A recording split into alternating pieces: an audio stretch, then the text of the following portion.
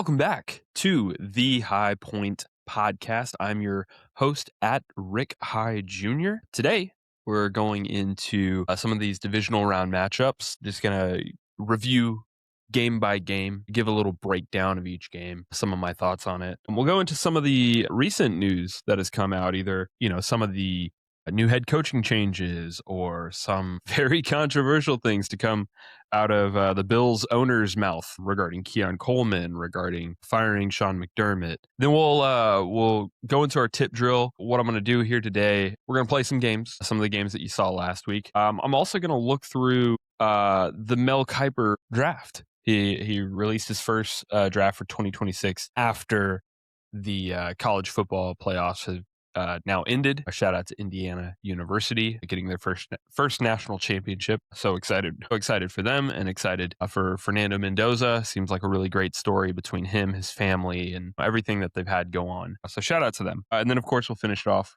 with some picks.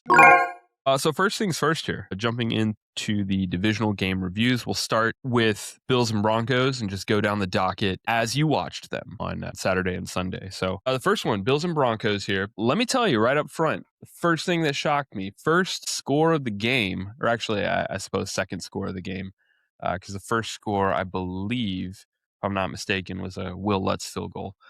Second thing, a little bit later towards the end of the first quarter, Mecole Hardman. Mecole Hardman had a 4-yard pass from Josh Allen. I was so surprised by that because I didn't even think he was with the Bills.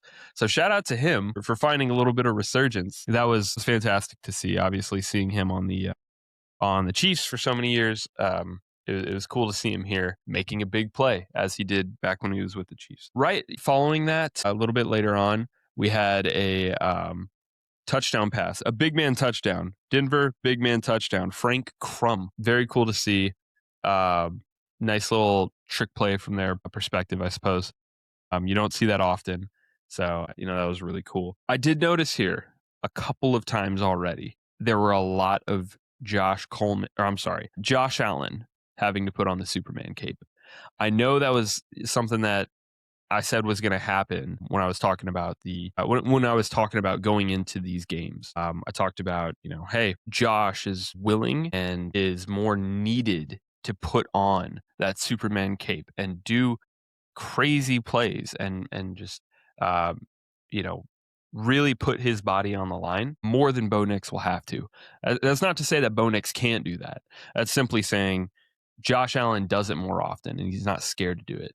Right. Already early on in this game, we saw him, busting off big runs, taking big hits, and trying to live big in the big moments. So I thought that was an interesting note, something that he does well, and hopefully continue to do for even more years of the Buffalo Bills. I've enjoyed watching him since he's come into the league, and I know this one was probably just gut wrenching for him. He said it in his post-game presser how disappointed he was in himself, taking a lot of that ownership. I don't know. I think I'll take some of those interceptions, some of those random fumbles, given the amount he's able to put up on his own. Right? Can't say that for CJ Stroud, who threw 4 interceptions and wasn't able to really come up on the offensive end whatsoever. We'll get into that one a little bit later, obviously, but just an interesting comparison about how they, both had these turnovers and one's viewed differently. And the reason is because there's a lot more benefit to Josh Allen. He, has a little bit more offensive efficiency when he's on the field. I do want to note, Keon Coleman taking a lot of heat after this game.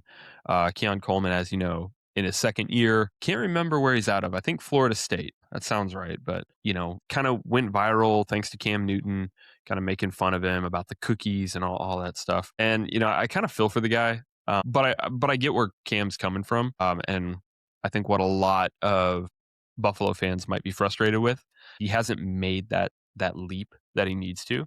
I'd argue, obviously Khalil Shakir has been the number one guy here for Josh. But, even past that, I think I'd much more rely on Kincaid and Dawson Knox than I would for Keon Coleman. He had one catch for 10 yards and a touchdown. Now, granted, phenomenal touchdown, good stretch out to make sure he got that ball to the goal line. That was fantastic. But let's not erase the idea that he they had to settle for a field goal. I want to say this was like second quarter.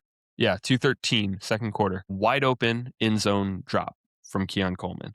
It's a different game if he makes that catch. Small little shout out here. Shortly after that, Bo Nix and the Denver Broncos have a very, very quick drive to follow up that with a 29-yard touchdown pass to Lil Jordan Humphrey. So hook 'em and shout out to Lil Jordan. That was fun to see. Anytime there is a Texas Longhorn scoring in the NFL, I'm always really happy to see it. Okay, next up, I want to point out that you know what? I'll get to that one in a second. Kincaid, very, very clutch grab in multiple moments. There were times where there's the fourth quarter touchdown that he had, and then there were some other moments where he got them out of sticky situations. Um, makes a good catch, works his ass off to get the first down. I think Kincaid had a few moments in this game to really show that he is one of the big players in Denver, or I'm sorry, in Buffalo. I don't think that was ever something to be argued with in the first place, but like I said, if we're looking at the hierarchy of who can Josh Allen trust, moving forward, Khalil Shakir at the top, Dalton Kincaid, Dawson Knox, and I'm trying to think of how far you can get down that list before mentioning somebody like Keon Coleman. And I think long term that answer will become more and more prevalent. And who knows, based on the comments by their owner, I don't think Keon Coleman's going to be on this team next year. We'll get into that a little bit later on, but that's just something to note. Cortland Sutton. So, I don't think anybody knows this. If you've been listening to the pod, I may have trash talked Cortland Sutton a little bit before the season started without you guys even knowing. Before I started this podcast with Jacob, I had asked, hey, let's put together a just so we can align our thoughts and make sure that we are on the same page, but also give a little bit of difference to show how much of ball knowers we are, right? I said, hey, take the starting quarterbacks, rank them from 32 to 1. For wide receivers, we'll take the top 50 wide receivers, rank them 50 to 1. And we did that through most of the positions. Initially, I was planning to air that, but we never did. Either way, when I was talking about wide receivers, the way this Cortland Sutton piece comes into play, when I was talking about wide receivers, I said, hey, we just need to do 1 through 50. Like, nobody cares about Cortland Sutton, for example. And I was just naming that name, and I'm realizing I completely misjudged Cortland Sutton this entire year. He's been fantastic. And had we ever aired those rankings, I would gladly eat my words because he's been fantastic. That being said, I did find it crazy that he didn't get his first catch until about 4 minutes left in the game. You probably wouldn't know that if you just saw the box score. I think he ended with a few catches and a decent amount of yards, but he did not have his first catch until 4 minutes left in the game. Another thing that I want to call out here, the field goal by, with 5 seconds left, Matt Prater hits a 50-yarder to tie the game and send it into overtime. Leading up to that, incredibly smooth trick play that was run by Buffalo. Hats off to them. It was amazing. A little hook and lateral or hook and ladder. It doesn't matter. It's the same thing. People know what we're saying. I really thought that was smooth. The McMillan interception to kind of get the ball turned over. I think that was in overtime when that happened. That was not an interception. I think the league will really have to address this somehow in the offseason, but there were too many controversial catches this round alone that, to me, I mean, something needs to be, they need to say something about it. They need to address it in some way. We still, to this day, do not know what a catch is, how it gets completed, because to me, he has the ball, his backside is on the ground, should be dead right there. No way that McMillan should be able to rip that ball out and then it get called an interception. It doesn't make sense. No, there's another scenario like that a little bit later on that it doesn't make sense. And either way, the other thing I want to address based on this game, pass interference, I don't like it being a spot foul. I don't think I'm the first to say that, but like to have something like that determine a game doesn't make sense to me. Using the college rules of it being 15 yards penalty, I'm fine with that. I don't see any issue with doing that. I think that would actually be much better. It still gives the offense an advantage, but it doesn't completely um, decide the game. You have a 40 yard pass play and it gets a pass interference and it's a spot foul. That seems crazy. I don't know. I'd love everybody's thoughts on that. If you want to comment down in the comment section. Also, make sure to like and subscribe.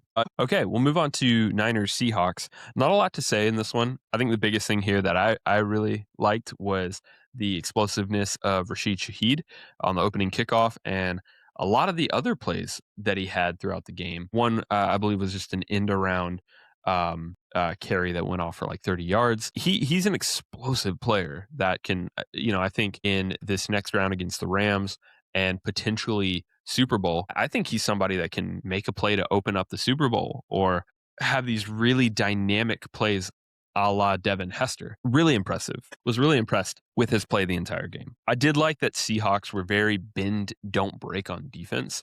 There were a few times where, Brock Purdy's actually leading a decent drive. He's getting the ball to guys and they're getting out in space. They're having good rushing from McCaffrey. It happened a few times early on in the game where they'd get into about the 40 or 30 and the Seahawks defense did not give in past that point. And then, of course, they have to settle for field goals or they have to settle for going for it on fourth down or even in some cases simply punting it away. So, I really saw that for the Seahawks defense. They've obviously had the second best defense this year behind the Houston Texans. If you get into the nitty gritty of the extended stats, you could probably make the case that they have been better than the Texans on defense this year. For me, when it comes to the eye test, though, I still think the Texans are better. Of course, there's a little bit of bias to that too. So take that what you will. Kenneth Walker, what an amazing player. I was very impressed with his running style and how hard he was making the effort to pick up. I appreciated the effort of him being that tough runner, able to pick up those extra yards just through sheer willpower.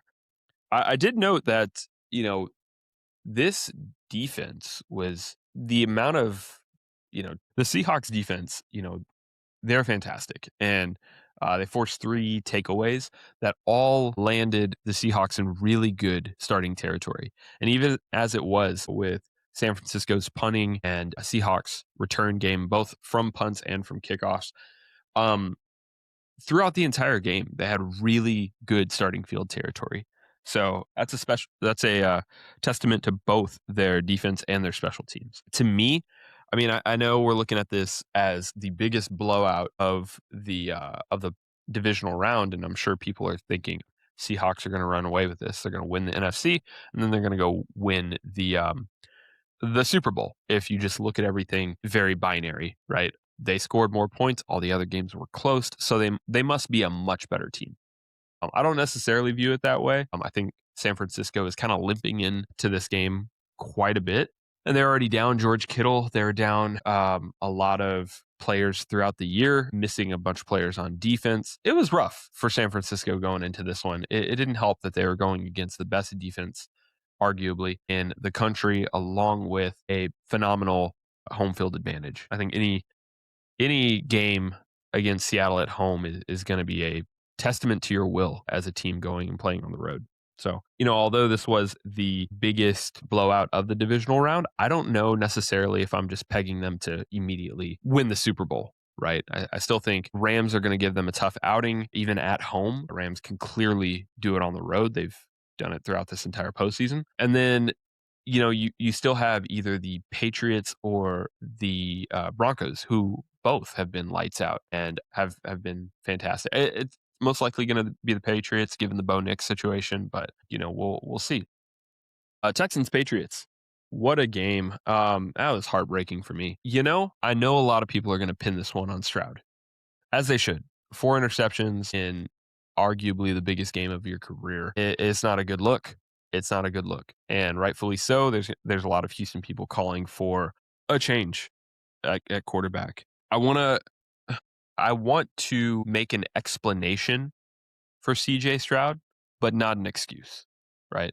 I think there's a very particular difference there, as in this is why it happened versus I am blaming this instead of CJ. Everything lies on CJ for this one, for this loss. But he didn't have Nico Collins. You don't have your number one. You lose Schultz to injury really early. That's devastating, both to your confidence as a QB and to the team as a whole. That led to him being out of sync with his wide receivers and his running backs. So many plays during this game, they just weren't on the same page. I'll go through his interceptions here and I'll tell you who they were to and what the issue was. So the first interception was intended for Kirk. They weren't on the same page. I think he underthrows him a bit. The pass gets cut and intercepted. Second interception, this one, boneheaded move, desperation heave. It ends up in a pick six going the other way. Third interception, this one's on Hutchinson. I know a lot of people, 4 interceptions, right? Just completely demonizing Stroud. This third one was not his fault. That was a catchable ball. Hutchinson should have had that. It was in his hands. No reason to not catch that one. And the fourth one, similar to the first one, a little bit behind. The throw was just a little bit behind. You need to hit that outside edge. You can't be throwing it that far inside. CJ should know better. That one ended up in an interception. Let me tell you this, though. This Houston defense is so damn good. Out of those 4 picks, if you had to guess right now, how many do you think ended up in New England points? Just one. The one where he threw a pick six. Now, again, that's not apologizing for CJ. That's, again, just saying how damn good our defense was. That when put in tough situations like this, they were able, backs against the wall, to make the right plays and keep this team within striking distance of the New England Patriots. Yeah, after Kirk, no points. After the one off of Hutchinson's hand, no points. The one behind Hutchinson, no points. And I think all of those, I'll go back and double check, but I'm pretty sure all of them were not just, hey, it wasn't just they stopped New England. I think after every single one of those was a 3 and out on New England. That is a testament to this defense. I'd also say that might be a little frightening for New England. I know they're the favorites right now going into Denver with Bo Nix being out, but that's got to be at least something to really focus on. I'm assuming in practice this week of, hey, when we get these turnovers, we need to turn it into points. That's how you win the ball game. The turnover ratio is typically the thing that is glaring when it comes to the difference in the game between a win and a loss. If you win the turnover battle, you're going to win the game. Yes, there's some outliers where that doesn't happen, but 90% of the time, you win the turnover battle, you win the game. Speaking of making the most out of your offensive possessions, Drake May, gotta admit, 16 of 27 for 179 yards. You would not think that those are not big numbers for a playoff divisional game. I will say though, out of those 16 throws, the 3 to Kayshon Boutte with a touchdown, the 4 to Stephon Diggs with a touchdown. I'll say between Boutte and Diggs especially, their 2 touchdown grabs, phenomenal. Really, really good talent from those two. Obviously, happy for Stephon Diggs. He was a Texan last year. Really enjoyed watching him until he tore his ACL, I think. Can't remember if it is ACL or Achilles or something like that. It was something in the lower extremities, but glad to see him thriving with the Patriots. Uh, always going to root him on. Yeah, fantastic grabs by them. The one by Diggs puts them up 21-10, and the one by Boutte, I think that was in the only score in the fourth quarter to really extend the lead and put it out of reach for the Texans. Again, I can't give any more credit to the Houston Texans defense. Without them, this game is not in striking distance whatsoever. 4 interceptions? What's our actual turnover number? Was it 6 or 5? We had 5 turnovers. Without our defense, we should have lost by so much more. Hopefully we can build off of that. And I think I'd love to hear what other people have to say about him, but I think we give Stroud one more year. Next year, we'll be back to where we are. Have Nico. I think Dell should be back. Uh, a little bit more time with Hutchinson, and not to mention Schultz. I believe Schultz is still going to return next year. I really think that we can do something. I don't know. I've seen a lot online with us. I mean, it's just Twitter buzz, right? It's nothing concrete, nothing substantial. But people suggesting, let's go out and get Burrow, right? Just completely trade away any draft capital we have and CJ for Joe Burrow, or doing the same thing but with Lamar Jackson. Look, in a way, I'd love to see that happen, right? I'm not going to be upset about getting a borderline Hall of Fame quarterback on my team, but let's not sit here and pretend that CJ Stroud is just completely trash now. I think since the Tank Dell injury, and I'm not the first to say this, is actually a buddy of mine that had brought it to my attention a little bit more clear. Since the Tank Dell injury, through that hospital ball, I think since then, his confidence has gone down and down and down. There's been a few spikes where it's like, oh, hey, yeah, finally a game where he performs decently, but there's been more negative than there has positive. And that's a shock coming off the rookie of the year that he had, So, less about this game. I'll go ahead and move on to Rams Bears, but all that to say, I'm interested to see what moves this team makes in the offseason so we could shore up some of these things. I'm not ready to move off CJ Stroud yet. I understand a lot of the fan base might be, but we'll see. We'll leave it up to what the owners and the GM decide. Rams Bears. Okay, so in the last episode, I think I said this is going to be the most exciting game of the divisional round, and I would like to stand on business and say that I was right. First of all, snow game. Can't go wrong with a snow game. Snow game is the best part of football during this season. You can knock me down a couple of pegs because we had to deal with Chris Collinsworth, and that's annoying. But hey, just mute your TV or something. Put on the subtitles. Try to maybe switch over to a broadcast that is in Spanish. I'd rather take that over Chris Collinsworth. So that was a little annoying. We'll start off the first drive with Caleb Williams and the Bears. It started off really well. I think they had a decent return. They seemed to be moving really well down the field. And then Caleb throws a pick. I think that was probably the only pick that was his fault. I think that one, there must have been something out of sync with one of his wide receivers, but it was just completely overthrown and, ended up being picked off. And then, of course, Matthew Stafford, who is known for this and amazing, leads the team all the way down the field, just very methodical, all the way down to get their first score of the game. Following that, Bears' first touchdown. I'll point out here, and this isn't anything surprising. I think it's been noted all season how Caleb has come up in big moments, in very clutch moments to, will this team to victory. And he did it here too on this first touchdown. That was a 4th and goal play. And, Ben Johnson, not somebody that's willing to settle. So, he goes for it. They get their touchdown, tie ball game. Let's keep going, right? They get the ball a little bit after that later, get a touchdown. Again, Matthew Stafford into the half, very methodical 66-yard drive in a minute with Harrison Mevis field goal. Man, that boy's thick. That's a big kicker right there. Shout out to him, though, both for getting this field goal at the end of the half and then, of course, the eventual game winner. But yeah, it's kind of hard to beat Stafford when you give him that much time. I think he's still got it. I know people are saying like, oh, he's in the back half of his career as well. And he absolutely is. But, then he does something like this and you're like, shit, he could do this for another 3-4 years. I don't know if he will necessarily, but maybe that depends on the outcome of this year. But either way, they go into the half 10-10. I want to call out DJ Moore specifically here. Just phenomenal plays throughout this game. I think there's one thing here that's a little bit controversial a little bit later on, but for the most part, it seemed like drive after drive, he was coming up with a big play and a big grab.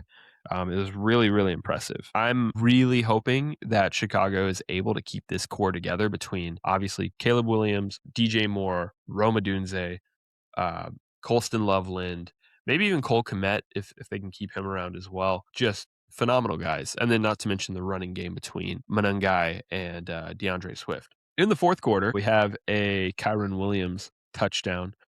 I don't think they scored anything in the third, but yeah, getting into the fourth quarter, Kyron Williams touchdown, and I think he is easily the MVP of this game. My goodness, three touchdowns, I believe it was, and I can't remember the yardage, but it was something big. Here it is. Kyron Williams, 21 carries, 87 yards for 2 touchdowns. All of that, by the way, was just through sheer grit. I think his longest run was 10 yards.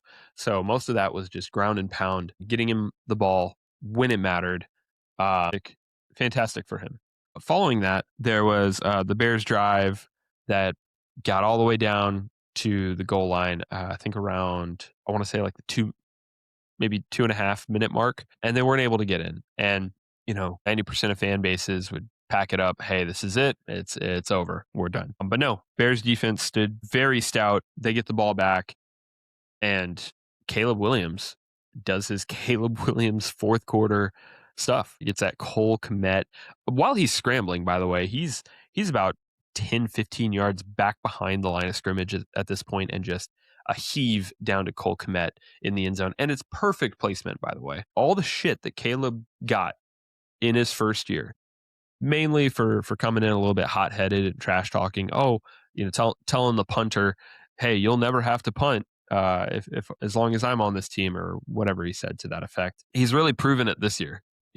He's everything that people wanted to get out of him when he was coming out of the draft. He is proving it this year. I think that's what can happen when you partner somebody with his talent level alongside a mind like Ben Johnson. Unfortunately, we get to overtime, and I'm expecting another Bears drive and touchdown. It's working very methodically. And then there's this last interception that Caleb throws. Look, I'm sure, go back, look at film, review, make your own decision.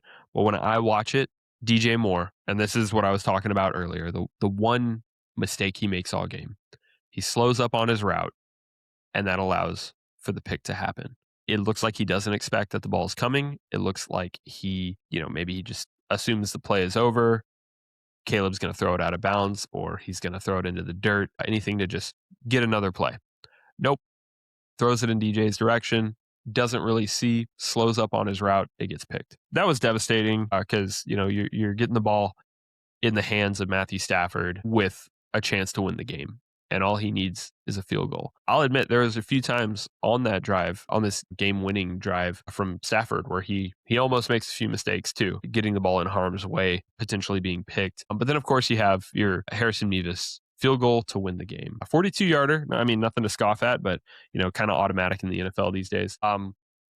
And yeah, that's the divisional round. That's how things shake out. Now we have, going into this, we have New England and Denver on Sunday at 2 p.m. and Rams and Seahawks Sunday at 5:30 p.m. And that should be Central Time. I'm Central Time. So that's kind of reviewing the divisional round games. Next up, I'm going to cover some of the other line items from this week in the news cycle, just to see what's going on, what is there to comment on. First thing, I'd already kind of mentioned this when we covered the Bills game.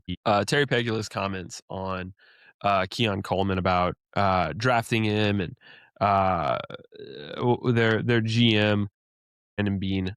It was the coaching staff that wanted to draft Keon Coleman, and Bean wasn't necessarily on board with this, but he wasn't saying that Coleman wasn't their first choice. And I don't need to sit here and explain why that's dumb to just say to the media, because it just creates a circus. So unless you're Jerry Jones and you're wanting that circus, why would you say it? And granted, Keon Coleman has not been great, and he proved it in this game this weekend. There were a few drops. He had one catch for one touchdown. Granted, that was a fantastic effort play from him to stretch out and make sure they can secure that touchdown. But yeah, he's been a little lackluster. I'm okay with that. I don't think he needs to be a star wide receiver in his second year. But I mean, maybe that's just the expectations they're putting on him, and that's kind of why they're in that position. He also talked about how he went to Josh Allen in the locker room afterwards, after losing to the Broncos, and saying, "Oh, that was a catch," regarding the McMillan interception. And Allen didn't acknowledge him. Listen, another tone deaf moment. Like, what are you doing? I get you're the owner. You're going to say what you need to say, but you know, there Josh Allen is putting this entire loss on him. He doesn't need the owner to be like, yeah, I think that was a catch. Like, who gives a shit? In that moment, let the man kind of grieve the situation, if that makes sense. It just didn't make sense to me. I think a lot of the things he has come out and said just kind of make him look stupid. And you know, I'm perfectly okay with owners. Go and do rich owner stuff. Keep your nose out of the locker room, right? Let the GMs handle that. Let the coaches handle that. Shut up. I mean, look, I'm a dude sitting in his home office talking about this. I know nothing. I'm not nearly as rich as these idiots, but if I was this rich and I owned a football team, damn, unless we were hoisting the trophy, you'd probably never see me in the media.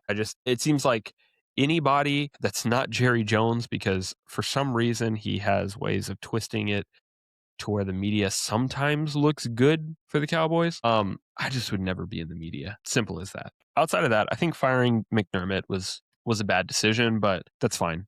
I my thoughts on that are probably that the owner saw that one viral tweet talking about the current Super Bowl winning coaches and when they won it and what year the coaches are currently in, right? So talking about, for example, some of the coaches that won within their first through third or fourth year in the league, right? And how most Super Bowls are won by a coach in their first 3 or 4 years, what have you. And of course, Sean McDermott with the Bills is in his seventh or ninth or something like that, very high number. I don't necessarily think that's the end all be all. It was a cool viral tweet. Great. Because of that, every stupid owner that doesn't actually pay attention to how teams develop, that just looks at stats and takes them for what it is versus actually re-examining how to approach things. I think they're going to do this thing where they're like, hey, if my coach doesn't win a Super Bowl in the first 4 years, kick rocks. That's such a boneheaded way to operate your team, in my opinion. In my opinion. Preface all that with, in my opinion. I think that makes sense why there's been so much turnover with these head coaches. I feel like there's been more in the last few years than there was in like the first 15 years before that. Yeah. I think every AFC coach has changed over except in the last like 4 or 5 years, except for Cincinnati's head coach and Kansas City, Andy Reid. That's it. That's it. It really doesn't make sense to me how often teams are making a change at head coach. Good news is everybody gets to play musical chairs for a little bit. A lot of head coaching positions open.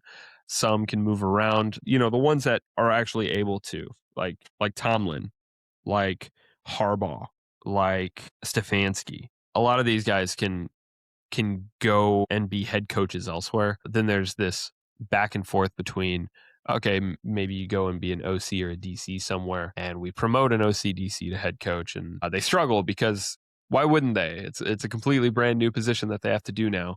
I think some are ready for that jump, and some simply aren't. I don't know what else to say on that topic. It doesn't make sense to me. I think there's too much movement. I like the Steelers and what they've done for the past however many years of existence, because in their entire history, they've only had like 5 coaches. I think it's more than that. I think it's like 7 or 8 coaches. But the entire history of their organization to only have single digit head coaches is phenomenal. It is truly a testament to a well-run organization. But we'll move on from that. Actually, no, we won't. Steelers and Rooney, the owner, are completely dismissing a rebuild. I don't see how you don't, but I guess their thought is maybe they're holding on to Aaron Rodgers for another year. Maybe he doesn't retire yet. If that's the case, then yeah, a rebuild's not really possible. I don't think Aaron Rodgers is looking to be a part of a rebuild. So, that kind of makes sense. If Aaron Rodgers hangs it up, dude, go full rebuild. There's plenty of, we could see it in the NBA, for example, teams that haven't committed to full rebuilds. And because of that, they've been in this limbo stage. Chicago Bulls, Atlanta Hawks, they've been in this limbo stage for like 10, 15 years where they're never great, but they're never, bad enough to get a top 5 pick. Yeah. That's really it on the matter for the Steelers. I think it's interesting if they really don't tear everything down. But again, I guess a lot of that is dependent on Aaron Rodgers and whether he decides to hang it up. Okay, last thing before getting into the tip drill, I wanted to cover a few interesting notes from Mel Kiper's mock draft. This is his first one that he's released since college football playoffs are now over. Again, congrats to the Indiana Hoosiers on their championship. Some of the ones that I noted here, I only have 5, but to me they're interesting enough that I think they need to be talked about. Obviously, number 1 overall, Fernando Mendoza to the Las Vegas Raiders.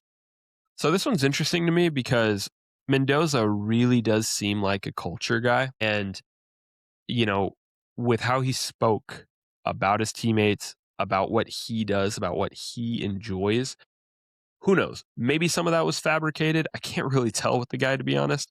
Because, I know plenty of people in my own life that to outsiders, they may look fake, but no, that's genuine. Like, nah, that person's always happy. That's just genuinely how they are. That excitement that they seem like they have, that's just their normal personality, right? So when I look at Fernando Mendoza and I see him in his post-game pressers or the sideline interviews after a game, or hell, before a game, halftime, whatever, he's always this chipper attitude. All glory to God, the whole shtick that he does. But I think it's genuine. I'm not, you know, I could be swayed, absolutely, but at least for right now, I think that's genuine. So to have him going to the Las Vegas Raiders, where one, it's Las Vegas, and the way he described his lifestyle and the way he described how he prepares for a game, what he does in terms of mental preparation, I truly don't know how the Raiders go about that being based in Vegas. Like maybe I just don't know enough. But to me, if I'm a player for the Raiders and I have Las Vegas that close to me all the time, I'd probably party often. I don't know. I don't know. Maybe not. Maybe not.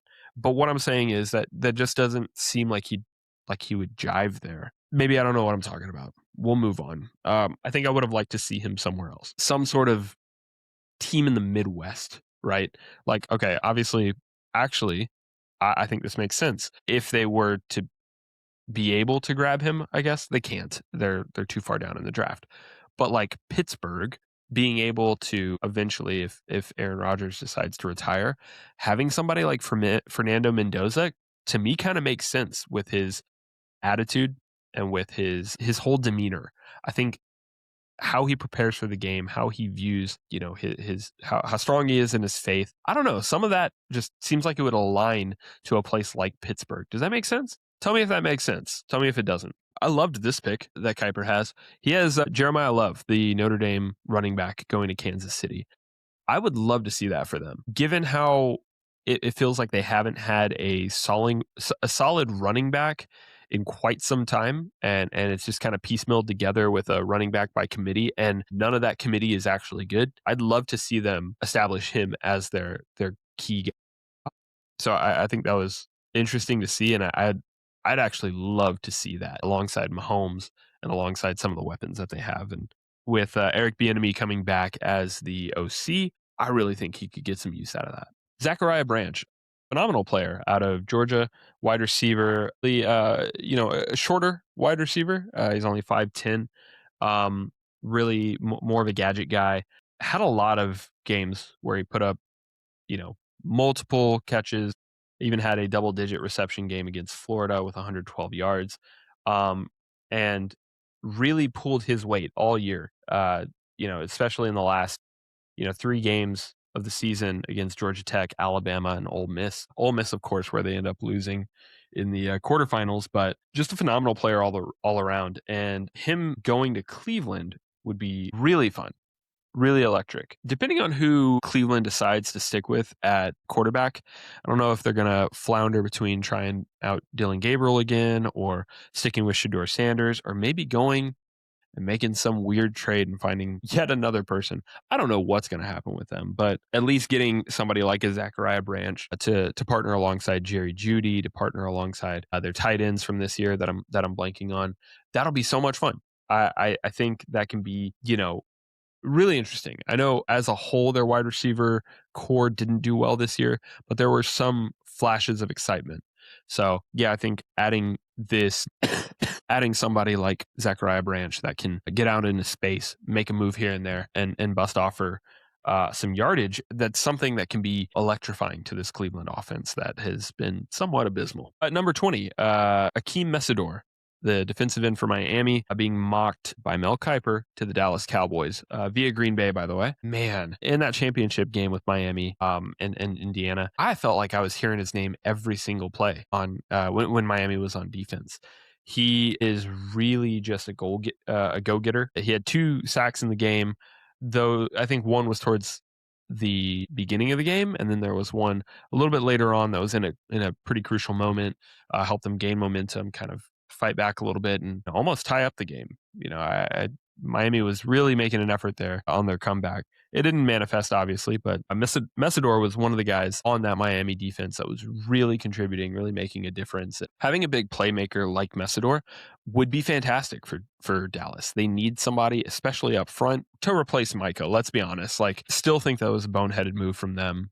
Thought that all season, but they need somebody like that. And I think Mesidor is a defensive end that can be here for a decent amount of time and make those big plays. So I'd love to see that for them. Something to get started to build around on the defensive side of the ball. I really think they need that because let's be honest, their offense this year was fantastic. No notes. I think George Pickens, CeeDee Lamb, Kevontae Turpin, Flanoy, like every single guy was big in certain moments. Ferguson, of course, forgot him. All led by Dak and their great O-line. I really think that if they had a C+ defense, they probably make the playoffs this year, right? They don't need a great defense to get into the playoffs. They need a substantial. They need a defense that's just okay. I think it's the same thing we could say for Cincinnati. Phenomenal offense where you just need to be okay on defense, and you can get into the playoffs. Let your offense make some noise from there. Yeah. Mesidor to Dallas, I think would make a huge difference. But that's it. That's it for my notes. That's it for my divisional review. Let's get into the tip drill. First game up on the tip drill, the NFL lineup game. Like you've probably seen these on, Facebook, right? On Instagram, where you have your positions and you have your dollar amount and you have a budget of $15 and it's like, hey, who would you take, right? So I'm not sure what happens here. You submit lineup and we'll see. But I'm just gonna play it like I normally would. I usually like to send this to my friend group and say, like, who would you guys pick? So I'm gonna try to do the same thing here. So let's see. At quarterback in the $5 range, we have Lamar Jackson, and going down accordingly, Jalen Hurts, Jordan Love, Sam Darnold, Jacoby Brissett. I'm thinking here. I always try to think about the best bang for your buck. The only exception that I make is the gaps between those. How big are they? Like, I think that Lamar Jackson, Jalen Hurts, Jordan Love, they're all pretty comparable. So to have those at 5, 4, and 3, I'm a little, that's not where I want to spend my money. But then I see Sam Darnold down there for $2. Hey, I'll take that. I mean, this guy's leading his team to the divisional round. He's played pretty damn well all season. So getting him at $2 is kind of a steal. This running back group, though, I think this is where we spend our $5. So $5 round, we have Bijan Robinson, and then going down accordingly, Cam Scatterbu, Trevor Etienne, I can't remember, Chuba Hubbard, and Jonathan Brooks, who has played maybe 2 snaps in the NFL. RIP to his ACL. Chuba Hubbard's not a terrible pick here, but I mean, I have the money. I might as well go up and grab somebody like Bijan. Miss me with Cam Scatterbu. Love him to death. The guy's a real trooper, but I don't need that many concussions on my team. Right, wide receiver 1. I'm also looking to save a little money here. $5 tier, we have Nico Collins. $4 tier, AJ Brown. $3 Jalen Waddell. $2 tier Xavier Worthy, and $1 Darnell Mooney. Now, if this was last year, I'd probably be a little bit stronger on Mooney, being that $1 pick. Got to save money somewhere, right? But here I love Nico, but I think given the situation, you could get the same, like all situations equal. I think you can get just as much from Nico as you can from AJ Brown, Waddell, and Worthy. Man, maybe a little bit less on Worthy. He's really hit or miss. So I think I'll take Waddell here. I think that might be the play. Wide receiver 2, we got Justin Jefferson in the $5 tier. After that, we have Jamison Williams, Travis Hunter. I don't even know who P. Washington is, so sorry about that guy. And for $1, Stephon Diggs. You know what? Let me take Stephon Diggs. I feel like that's so easy. That's an easy pick here. Love Justin Jefferson to death, but I don't have that much budget. As it is, I have $4 remaining. So I would, if I went and got Justin Jefferson, I don't have money for a tight end. Sure, maybe we can just line up another uh, offensive line in there to help block, and we just go full Texas Tech air raid offense. But I don't think that's realistic. So I'm gonna take Jalen Waddell and take Stephon Diggs. I think this is the area that we can compromise a little bit. That leaves us with $4 and gives us George Kittle. The $5 tier is Trey McBride for tight end. Following that, $4 George Kittle. 3, is it Brendan Strange or Brenton Strange? I think. I can't remember. Ferguson and then Parkinson in the $1 tier. Yeah, I'll miss Parkinson and Ferguson. No thanks. Yeah, I think Kittle makes sense here. The only suggestion that I could be on board with is maybe instead of Waddell taking Worthy and then being able to take McBride, that would be, perfect. That would be $15. I think Darnold could do quite a bit with Worthy, Diggs, and McBride. Like I think this is a good team. I'm going to take this. I'm going to take this. Forget about my Waddell and Kittle pick. I have liked Trey McBride all year. I've had him on my fantasy team. He was phenomenal. So I'm gonna lock in this group here. And let's see. 5% picked that same lineup. And look at that. The most popular is exactly what I did the first time with Waddell and George Kittle. So, at least I was close there. Good to see that what I picked were the 2 most popular picks. Next game, we'll do Immaculate Grid, or in this case, it's called Immaculate Gridiron. I'm sure you know how these work. It's simply finding things in the rows that match up with things in the columns. In this case, it's teams, and in this bottom one is players that played with Cooper Cup. So I can do this one pretty quickly, I think. I know just right off the bat, for example, Texans and Ravens, RIP, but wake up keyboard, RIP to him, but Jacoby Jones, one of my favorite players from the Texans. I believe he should be on here. Oh, and his gold too. That's good.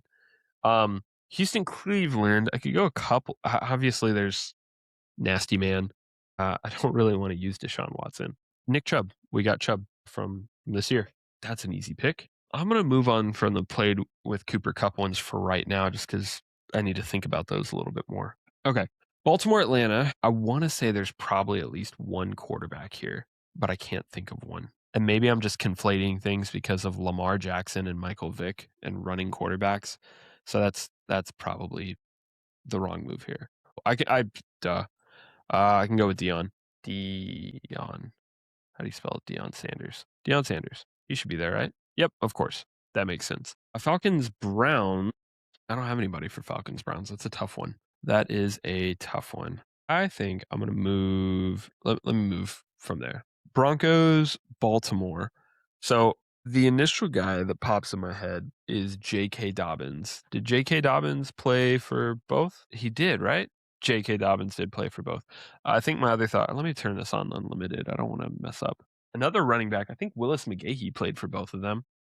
And then the other one that I have is, what's his name? Peyton Lindsey, Peyton Lindsey, something, something like that.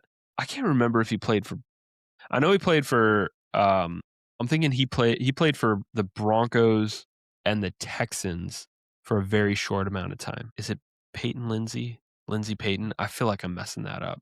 Somebody correct me in the comments, or I'll probably just Google it after. Yeah, I feel like I don't know if he played for Baltimore though. For Broncos and Browns, honestly, I feel like for Broncos and Browns, there's probably a defensive player that I'm thinking of, or I feel like there's a lot of Denver running backs who've kind of bounced around. Like they hit it big with Denver, had really good seasons, and then Denver doesn't quite hold on to running backs for some reason. and then they just kind of scatter out throughout the league. I mean, I named like 4 or 5 just in that when we were talking about Broncos and Ravens. But did okay? Who did I list? Dobbins. Did Willis McGahee ever play for the Browns? No. Okay. No, he did. Okay, never mind. Sorry, it didn't show up for a second. I thought he never did. 0.96 is crazy. All right. Well, hey, shout out him. I for some reason thought he didn't. Maybe he was signed for a short amount of time because I can't distinctly remember him on the Browns, but he's one of those players that I thought, maybe he bounced around there too. Playing with Cooper Kupp, my initial thought on this one goes to who played with him on their Super Bowl team in 2020, because that is the most distinct team from the Rams that I can remember. And I think I could pull 3 from these pretty quickly.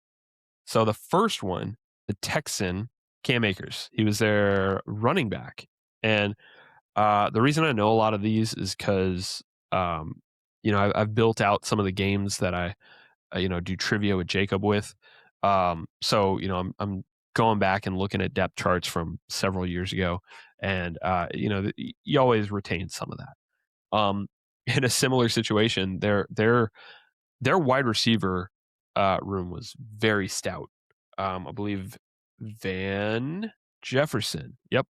Van Jefferson played for the Falcons at one point. And was really great that year with the Rams as well. Broncos need a new refreshment. Broncos and Cooper Kupp. I think there's one more. Oh, I know who. Pretty sure he played for the Broncos. Boom, there he is. Josh Reynolds. This Cleveland Atlanta one is tough. I want to say there's somebody that I'm missing here that's a wide receiver, but I'm gonna call it there. I can't think of anybody. Give up. Okay, we'll move over to NFL Wordle. If you remember, you're guessing, trying to guess the specific player. You'll plug in somebody, and then it'll tell you the position, the conference, their age, their whatever, and then there'll be like a mystery data point at the end. So I'm going to start these the way I always do. I'm going to put C.J. Stroud. I always put my Texans quarterback if I can. Stroud. Yeah, there we go. Okay. So this is good. We know it's AFC South. We know. Okay, obviously it's not Houston, but it's in the AFC South. That's why it's yellow. Not a quarterback. Older than 24. 4.35. I don't know what that could. And then draft pick. Oh, it was a number.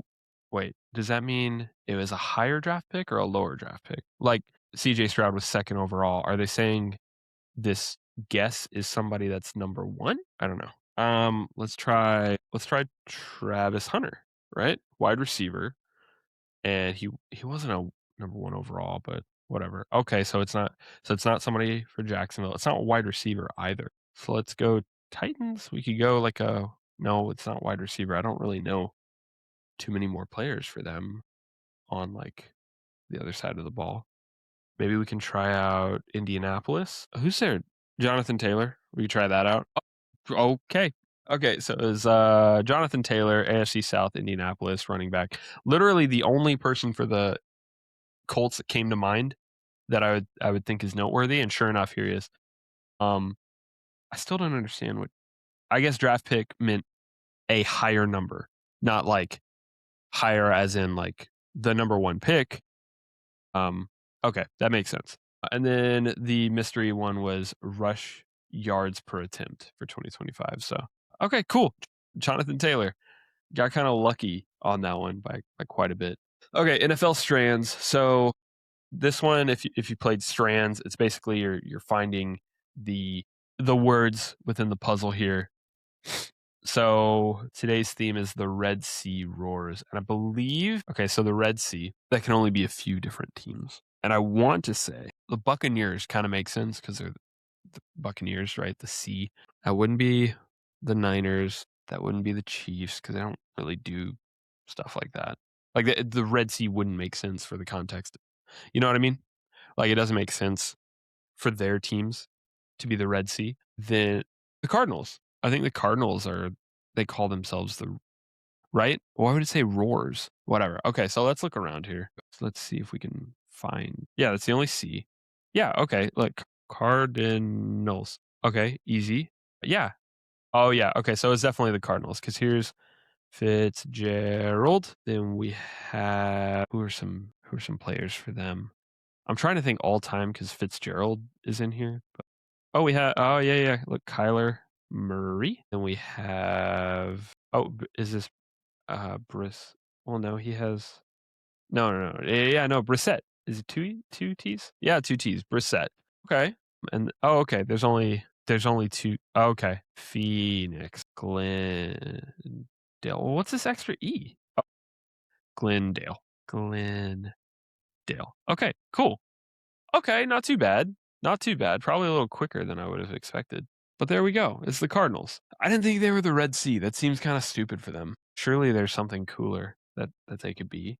And again, Roars doesn't make sense to me. Shout out to the Cardinals. Good for you guys.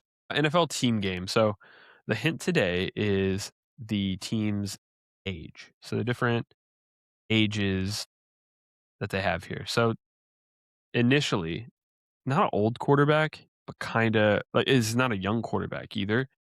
I don't know how old Baker Mayfield is, but that's kind of what I'm leaning towards right there. Oh, it's already at the top. No, okay, so it wasn't. How old's Khalil Shakir? I don't think James Cook's only 24 though. Josh Allen might be about 29 though. Never mind that. We'll go Seahawks. But Darnold, yeah, Darnold could be about 29. And this could be No, they wouldn't put Cooper Cup as the wide receiver one. And Jackson Smith and Jigba is, I feel like he might be younger than that too. That doesn't make sense for him to be 23. But I mean, Kenneth Walker being 24 years old, that kind of makes sense, right? Let me try Seahawks. Okay, nope, not Seahawks either. Just thinking about others in the conference championship, it's not Stafford, right? It's not the Rams here. I think Puka's older than 23. Devontae's might be older than 30. And obviously Stafford's older than 29. And Kyron, I assume, is older than 24. I don't know though. He might be about 24. That actually kind of makes sense. It's not Niners because McCaffrey is older than that. It's not the Bears because Caleb is. It's not the Broncos either, right? Because Broncos. Well, wait, okay, so Bo Nix is not 29, but could they be talking about Jared Stidham? That would be stupid, right? No, I'm not wasting a guess on that. How old is Stroud? How old is Stroud? No, because Nico. How old is Nico? Nico might be 30. All right, I'm gonna go down this list because I'm tired of guessing. Oh, could it be Cardinals? Nope, Marvin Harrison is not 30. Dak is older than 29. Art's younger than 29. Jalen Hurts? AJ Brown was around for a bit. He could be 30. And then that would leave Devontae Smith as 23 years old. Who's their running back? Saquon. Saquon's older than 24. So it's not that. Commanders. No, Jaden Daniels younger. Packers. Jordan Love could be Green Bay. I don't know how old Romeo Dobbs and their other wide receiver is. I know Matthew Golden doesn't hit this range. He's younger. Oh no, their running back's older. I can't think of his name, but he's older than 24 years old. Vikings, JJ McCarthy's younger than 29. Detroit, Jared Goff. Maybe I don't know how old Jahmyr Gibbs is, but I feel like he might be older than no, he might be around 24. That would leave Jameson Williams and what's his name? They're Amon Ra. Amon Ra at 30. Sam Laporta at 31. That sounds close. That sounds close. I'll try Detroit. It's not Detroit. Okay. Okay, that sucks. Okay, and look, I'm gonna be honest. I'm not examining linemen whatsoever. I don't know linemen ages. I don't know names. I don't know colleges. That's a tough one. That's a huge blind spot for me that I'm looking to improve on in coming years. But the fact that they don't have whoever the wide receiver 3 would be is kind of annoying, but I don't know if that would necessarily help me here either. It's not Bears because Caleb's not that old. Chiefs. Ooh, I don't know how old Mahomes is, but Kelsey's older than 31. There's Genty is probably younger than 24. Broncos, we already went there. Texans, we already went there. Titans, Cam Ward is definitely younger than 29. Colts, shit, who are they talking about? Right? They're talking about Daniel Jones. He might be about 29. Jonathan Taylor is probably older than 24, though. So obviously, if they're talking about Phillip Rivers, he's older than 29. Okay, where were we? So we got Jaguars. Trevor Lawrence. That that might be it. That might be it. I got Brenton Strange or Brandon Strange or whatever his name is. At tight end. I don't know how old he is, but I feel like he hasn't been in the league long enough to be 31 years old. Cleveland, no, because they're quarterbacks. Pittsburgh, no, because Aaron Rodgers is older than 29. Baltimore. So that is Lamar. That is nope. Derrick Henry's older than 24. Cincy, we got Joe Burrow. Joe Burrow might be around 29, right? I don't know if Jamar Chase is 30. When they win? They won in 2019, 17. When did LSU win? Okay, either way, those are close enough, with a wide receiver being 30 and a quarterback being 29, that they could reasonably be in the same draft class. So maybe that could be it. Joe Burrow and Jamar Chase. Then we would have wide receiver 2 is T. Higgins. I don't know how old T. Higgins is. But their tight end. Who's their tight end? Is Yoshivas a tight end or is he a wide receiver? Am I completely blanking? I feel like they have a notable tight end. I just can't remember who. No. Okay, let's put a pin in it for right now. Buffalo Bills. No, it can't be because I don't think Khalil Shakir is that old. Did we already guess that as well? No, I don't think we. It's not Could it be Dolphins? Jalen Waddell, Darren Waller. It could be Dolphins. It could be Dolphins, right? Tua, unless QB1 is supposed to be our new man out of Texas, Quinn. Unless that's supposed to be Quinn, let's say this is Tua. Now, I don't know how old Tua is, but I feel like he's in this range. Then we have Tyreek over here at 30 years old. Jalen Waddell at 23. I don't know if that's correct. I feel like he might be older. Tyreek might be older too. And then tight end, Darren Waller, right? Right. And then Devin Achane. That feels like it could work. You know what? I'm going to go Miami. Wait, let's at least test it out. Jets. Who's the Jets quarterback? Justin Fields. No, he's not 29. Patriots. Drake May. He's not 29. I don't know why free agent is listed here. So I'm going to go with Dolphins. The answer is Denver Broncos. That's so unfair because how old is Bo Nix? 25. So that means they are basing it off Jarrett Stidham. Yeah, 29. Okay, that's dumb. That's dumb. We can all agree that this is dumb, right? Let's say I won. I'm going to say I won this one. And that's going to be it for the tip drill. Let's get some picks and let's get out of here. Championship week is upon us. We have the New England Patriots going into Denver, 1 and 2 seeds, right? I feel like this wasn't expected, to be honest. I don't know if everybody was having these 1 and 2 seeds to make the conference championship.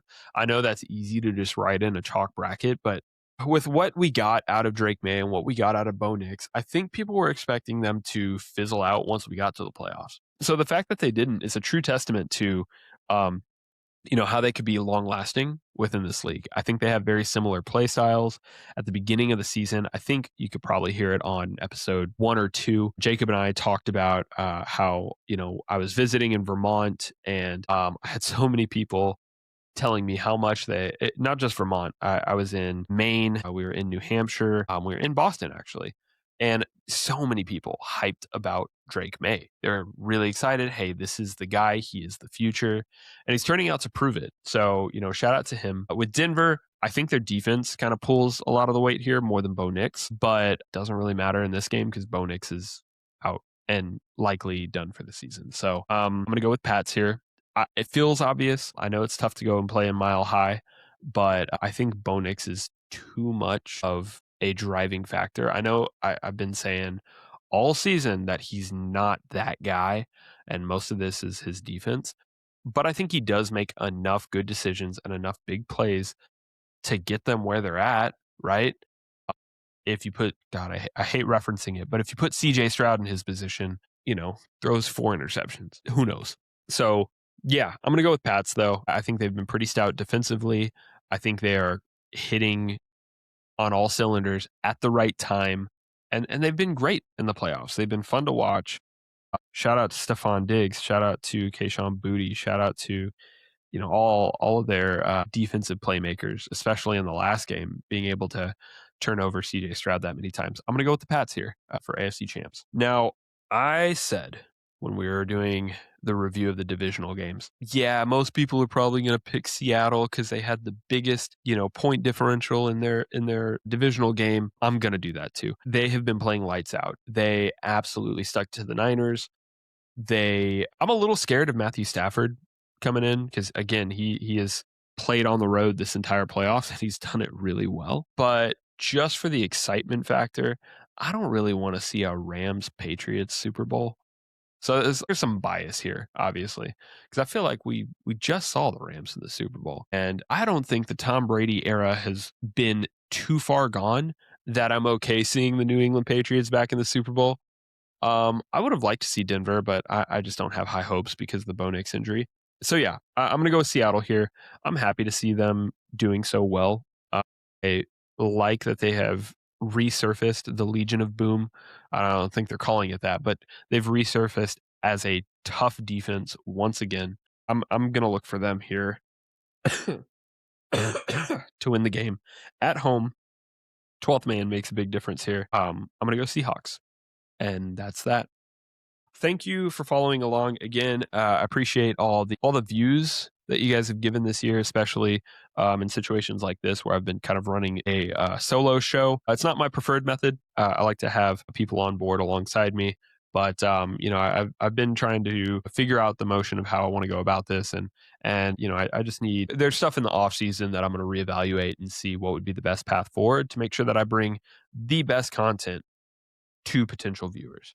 So again, appreciate all the views that you guys have given so far. I'm excited to see how this season plays out, how it ends, and yeah, that's that. You can find me at Rick High Jr. You can find High Point Pod on Twitter or X, on Instagram, and of course on YouTube, where you can actually watch and follow along with what I'm showing on screen, especially during the tip drill where I'm playing the different games. So please follow along, drop a like, a comment, a subscribe, anything that'll help us to just reach more eyes. I would hugely appreciate sharing it with your friends or family or anybody else that you know is just as equally interested in getting a tiny bit more of a deep dive into NFL football. So again, appreciate all of your views and thank you for sticking around. That's it. I'm out.